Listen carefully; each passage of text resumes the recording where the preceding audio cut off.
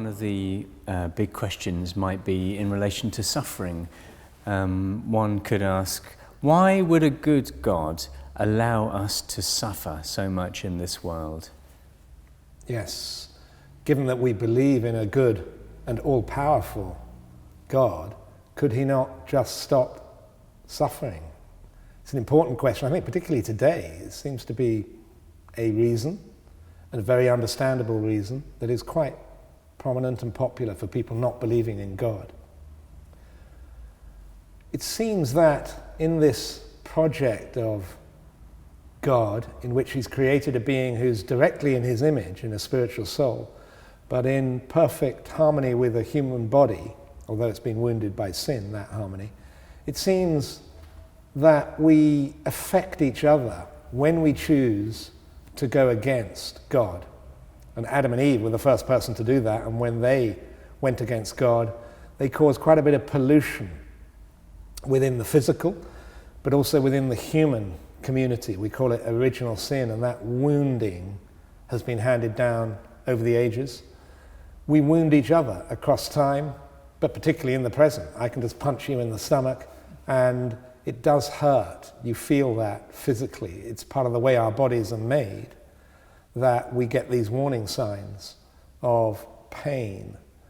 And it seems that God has allowed that when he created a species that was physical and spiritual. Perhaps he had to allow for the possibility of pain. He certainly had to allow for the possibility of choosing against him, because we're created for love. This physical universe is a stage for the human person to decide for or against God, to say yes to his grace or to say no to it. And whenever we say no, we wound each other, we hurt each other. More obviously when you punch someone or in other bad acts. So it is a problem. It's not what God directly wanted. He wanted us to use our freedom to be good, but he couldn't force us to do that, because then it wouldn't be love. It wouldn't be true self-giving. It wouldn't create true communion. And we know from the biblical revelation that his ultimate desire for us is to share his actual life. And that has to be on the basis of a free giving, a free yes to his plan.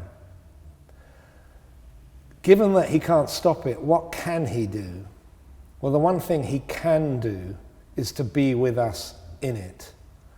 To say, look, I still love you. To create an experience of being loved by God even when we're suffering. And that experience is open to us because God does love us, and he's enabled us to tune into that through our souls. And by becoming man, by becoming a human being in Jesus Christ, he's now intimately connected with us. And through the church and the sacraments, he's touching us and teaching us. And therefore, if we can discover, through others being with us as well, that he, the ultimate creator, the ultimate lover, through the cross, through his own suffering, is with us in that suffering, it can be turned around.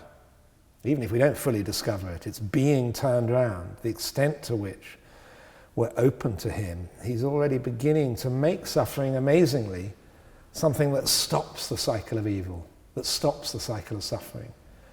Because whenever we love, particularly in suffering, we're doing a very powerful act, and we are stopping the cycle of bitterness and anger which caused it.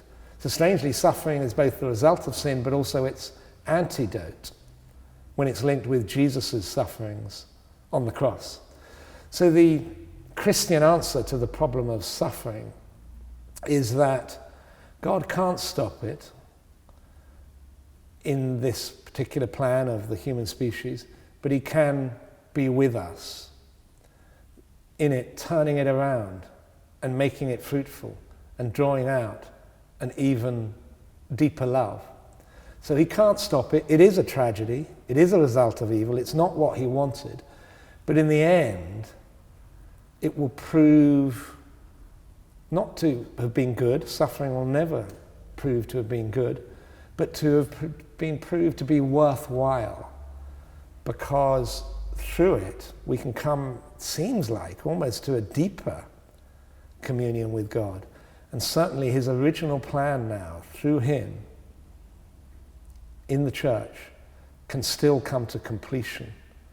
He couldn't stop the possibility, but he could make sure that it will not have evil and sin and suffering will not have the final answer, the final word.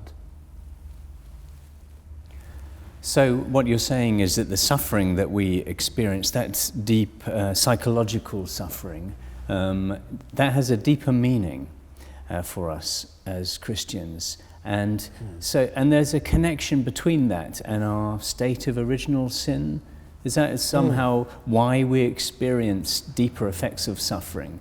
Is there a connection there?